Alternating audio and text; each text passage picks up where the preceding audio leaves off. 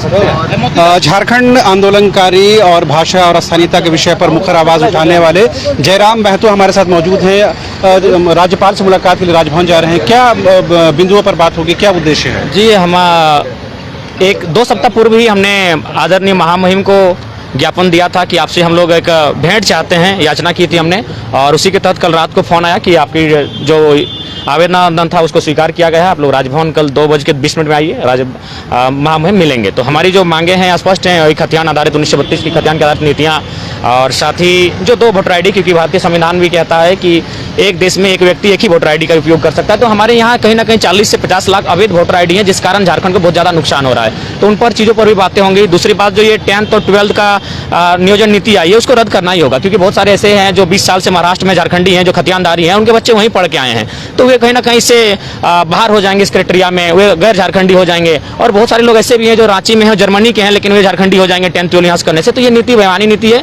इन सब पहलुओं पर बात होगी। और UG to PG की जो पढ़ाई है, हमारी जो यहाँ की क्षेत्रीय भाषा है, उन पर सरकार प्रोत्साहन करे, उन्हें संरक्षण दे, उन्हें बहुत सारी बिंदु हैं, उन्हीं पर बातचीत की जाएगी। राजनीतिक व्यवस्था के तहत इन समस्याओं का निराकरण होगा, राजभवन से किस तरह से उम्मीद लगा? देखिए, चूंकि राजभवन से उम्मीद की बात इसलिए है क्योंकि राज्यपाल राज्य के प्रथम नागरिक होते हैं। ये एक संदेश मुख्यमंत्री तक अपना पहुंचाएंगे कि आखिर राज्य में हो क्या रहा है। ये तो जवाब तलब कर सकते हैं मुख्यमंत्री माध्यम से। क्यों? देखिए, मुख्यमंत्री को कुछ समझ में आ नहीं रहा है। उनका स्टेटमेंट हम देख लिए, वे पहले ही नियम बना नहीं है, विधेयक बना नहीं, और कहते हैं कि न्यायपालिका खारिज कर देगी। तो पहले बात है कि जो राज्य में जो विधायिका को चला रहे हैं, उन्हें खुद अपनी सुधी बुद्धि खो चुके हैं, इसीलिए हम लोग राज्यपाल के समक्ष आए हैं अपनी बातों को रखने के लिए। ये इन मांगों को लेकर दूसरा जो एक गुट है, या यूं कहें दूसरा जो धड़ा है, या दूसरे जो लोग हैं वो भी बैठक कर रहे हैं, तो एक मंच पर आकर ये सब मंच में देखिए, हम लगातार एक मंच में हैं। उस दिन जो आपका दुग्धा में कार्यक्रम हुआ, में सभी लोग जो माटी के साथ, भावना के साथ सबके साथ थे, हम भी थे, तो ऐसा कोई बात नहीं। लेकिन चूंकि ये है कि कोई छोटा नागपुर में है, तो कोई संथाल परगना में है, तो सब लोग समय नहीं दे पाते हैं, इसीलिए कोई भी आता है। ये आंदोलन सबका एक दूसरे का सहमति है, नैतिक समर्थन सबका है। यदि आज हम रांची आए हैं तो उनका समर्थन है, अगर वे आते हैं तो मेरा समर्थन है, इस तरह के चलता है। तो आज हम लोग 5 प्रतिनिधि मंडल के साथ आए हैं, जिनमें अगर आप नाम जानना चाहते हैं हम बता सकते हैं।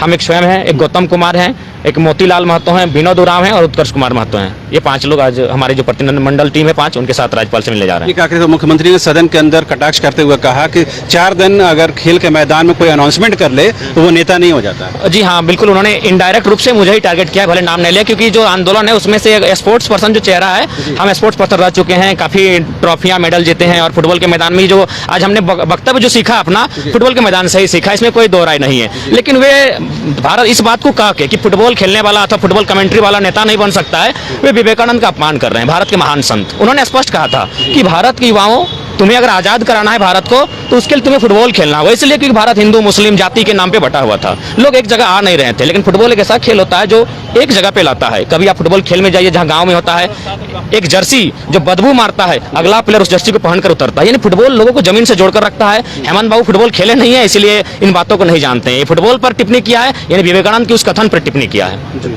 एक लोबिंदा, ठीक है, चूंकि राजभवन में एक समय निर्धारित होता है, लिहाजा उस समय में आपको मौजूद होना जरूरी होता है, लिहाजा जयराम समेत कुल 5 लोग जो हैं विधानसभा, माफ करें, राजभवन जा रहे हैं। ये देखिए तस्वीरों के माध्यम से मोतीलाल महतो हैं, जयराम महतो हैं, और जो कुल 5 लोगों के नाम यहाँ पर ज्ञापन में डाले गए हैं, वो 5 लोग अंदर जा रहे हैं। राज्यपाल रमेश बैस जी से मुलाकात होगी और आगे की जो रणनीति बनेगी।